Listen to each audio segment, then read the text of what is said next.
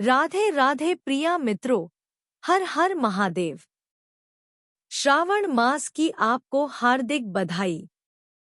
भगवान शिव की कथा यह चौथा अद्भुत और रहस्यमय अध्याय, जिसमें स्कंद, कार्तिकेय के जन्म की पृष्ठभूमि, उनके पालन पोषण, शिक्षा तथा अंततः तारकासुर के वध की नींव रखी जाती है, केवल एक दिव्य गाथा ही नहीं, अपितु उस अनंत ईश्वरीय योजना की झलक है जिसके द्वारा अधर्म पर धर्म की विजय का मार्ग प्रशस्त होता है।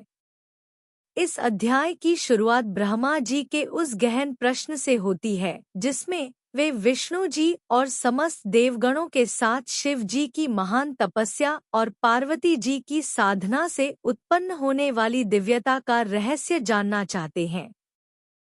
तभी वे नारद जी से पूछते हैं और नारद मुनि उन्हें वह अलौकिक प्रसंग सुनाते हैं जहां शिव और पार्वती के मिलन के बाद भी भगवान शिव योग में स्थित रहते हैं, तपस्या में लीन, और जगत का संचालन पार्वती जी की प्रतीक्षा में ठहर सा गया प्रतीत होता है। इधर देवताओं को दैत्यों के अत्याचारों से त्रस्त जनता की पुकार सुनाई देती है। विशेष रूप से तारकासुर नामक राक्षस के अत्याचारों ने त्रिलोक को भयभीत कर दिया था। उसने शिव जी से वर प्राप्त किया था कि उसका वध केवल शिव पुत्र द्वारा ही संभव होगा। अब जब शिव योग में लीन और विरक्त हैं, तब उसका विनाश असंभव प्रतीत होता है। इसीलिए समस्त देवता ब्रह्मा जी के नेतृत्व में विष्णु जी के साथ पार्वती जी के पास जाते हैं और उन्हें इस सृष्टि धर्म की रक्षा हेतु पुनः तपस्या करने का अनुरोध करते हैं। पार्वती जी, जो स्वयं शिव की अर्धांगिनी हैं, जानती हैं कि उनका मिलन केवल सांसारिक नहीं अपितु ब्रह्मांडीय व्यवस्था का भाग है। वे पुनः कैलाश पर जाकर कठोर तप करती हैं, जिससे प्रसन्न होकर शिवजी अंततः योग की समाधि से बाहर आते हैं और पार्वती जी को स्वीकार करते हैं। यह क्षण केवल प्रेम का नहीं अपितु एक ब्रह्मीय ऊर्जा के संयोग का था, जिससे एक दिव्य तेज उत्पन्न होता है। उस तेज को संभालना स्वयं देवताओं के लिए भी संभव नहीं होता, इसलिए अग्निदेव को वह तेज सौंपा जाता है कि वे उसे सुरक्षित रखें। परंतु अग्नि भी उस ऊर्जा की तीव्रता को सहन नहीं कर पाते। तब वह दिव्य तेज हिमालय की एक गुफा में सरोवर और सरिता के संगम पर स्थित सरवन नामक स्थान पर प्रवाहित होता है और वहीं से स्कंद अर्थात कार्तिकेय का जन्म होता है, जिनका पालन पोषण कृतिका नाम की 6 अप्सराएं करती हैं और इसी कारण उनका नाम कुमार, षडानन, स्कंद, कुमारस्वामी और कार्तिकेय भी पड़ता है। इस दिव्य बालक में तेज, साहस, बुद्धि और दैवी गुणों का अद्भुत समावेश होता है। वे अल्प आयु में ही शस्त्र विद्या, सैन्य संचालन और नीति के विशेषज्ञ बन जाते हैं। शिव जी उन्हें स्वयं युद्ध की शिक्षा देते हैं और देवसेना के सेनापति के रूप में नियुक्त करते हैं।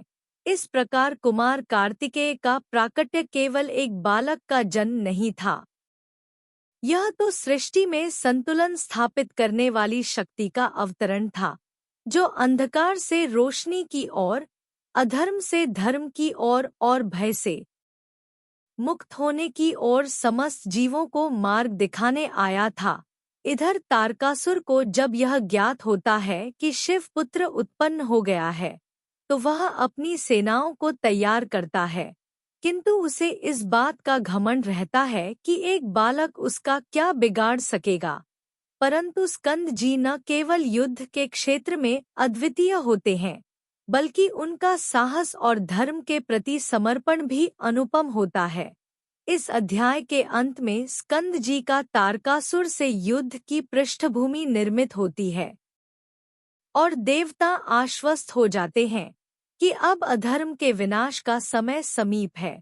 यही अध्याय उस महान संकल्प का प्रतीक है जहां शिव स्वयं सन्यासी होकर भी सृष्टि के धर्म की रक्षा हेतु अपने पुत्र को भेजते हैं और पार्वती जी स्वयं जगतजननी बनकर उस तेज को धारण करती हैं, जिससे ब्रह्मांड पुनः संतुलन प्राप्त करता है।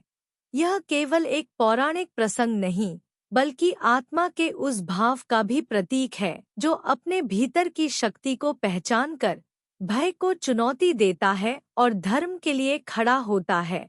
स्कंद जी केवल शिव पुत्र नहीं, वे साहस का प्रतीक हैं।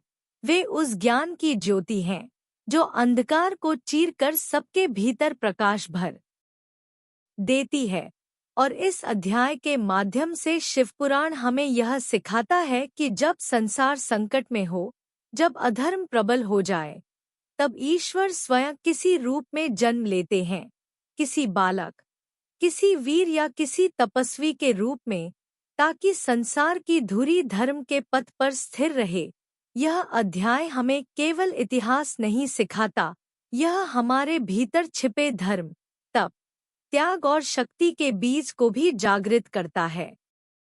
मित्रों, ये रहा शिवपुराण का चौथा अध्याय। यह अध्याय हमें बताता है कि भगवान शिव का हर मौन, हर विरक्ति अंततः सृष्टि के कल्याण के लिए ही होता है, कि शिव केवल सन्यासी नहीं हैं, वे पिता भी हैं, धर्मरक्षक भी हैं, और जब समय आता है तो वे अपनी समाधि तोड़कर संसार को दिशा देने के लिए आगे आते हैं। स्कंद का जन्म न केवल तारकासुर के अंत की शुरुआत थी, बल्कि यह उस चेतना का प्रस्फुटन भी था जो यह सिखाती है कि साहस, तप और धर्म जब एकत्र होते हैं, तब असंभव को भी संभव बनाया जा सकता है। यही शिवपुराण का सार है। भीतर की शक्ति को पहचानो और धर्म के लिए निर्भय होकर खड़े हो जाओ। इस सावन श्रृंखला में हम संपूर्ण शिवपुराण को ऐसे ही छोटे छोटे अध्याय में आपके सामने प्रतिदिन प्रस्तुत करेंगे। अगर आपको यह अध्याय पसंद आया हो और ऐसे ही आगे के अध्यायों को जानने में आपकी रुचि हो, तो हमारे चैनल युज्ञान को सब्सक्राइब कर ले। मिलते हैं आपसे इस सावन श्रृंखला के अगले अध्याय में। नमः शिवाय। हर हर महादेव।